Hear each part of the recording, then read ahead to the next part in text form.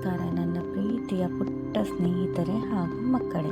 ಇಂದು ನಾನು ಹೇಳಲಿರುವ ಕತೆ ಒಂದು ಧೈರ್ಯವಂತೆ ಬುದ್ಧಿವಂತೆ ಮಹಿಳೆಯ ಕತೆ. ಅವರು ಯಾರು ಗೊತ್ತಾ?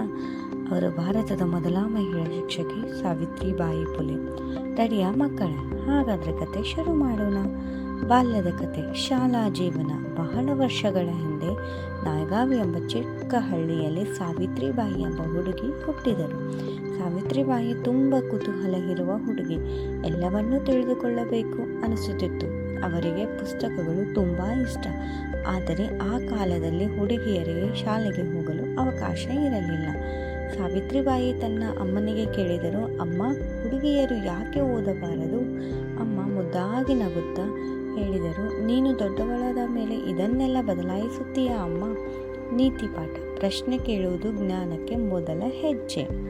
ಶಿಕ್ಷಣ ಆರಂಭ. ಕಾಲೇಜ್ ಜೀವನ. ಸಾವಿತ್ರಿಬಾಯಿ ದೊಡ್ಡವರಾದ ಮೇಲೆ ಅವರ ಜೀವನಕ್ಕೆ ಒಬ್ಬ ಒಳ್ಳೆ ಸ್ನೇಹಿತ ಬಂದರು, ಜ್ಯೋತಿಬಾ ಪುಲೆ. ಜ್ಯೋತಿಬಾ ಅವರು ಸಾವಿತ್ರಿಗೆ ಮೊದಲು ಪ್ರೇರಣೆ ನೀಡಿದರು. ಸಾವಿತ್ರಿಬಾಯಿ ಶಿಕ್ಷಕಿ ತರಬೇತಿ ಪಡೆದುಕೊಂಡರು.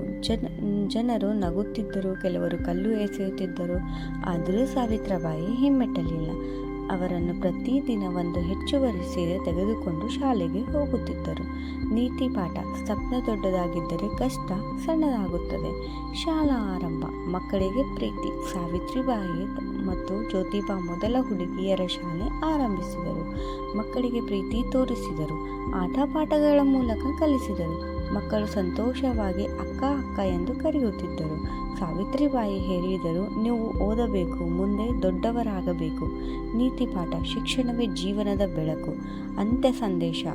ಸಾವಿತ್ರಿಬಾಯಿ ಪುಲೆ ನಮಗೆ ಕಲಿಸಿದ ಪಾಠ ಏನು ಗೊತ್ತಾ? ಹುಡುಗಿಯರು ಹುಡುಗರಷ್ಟೇ ಶಕ್ತಿಶಾಲಿಗಳು.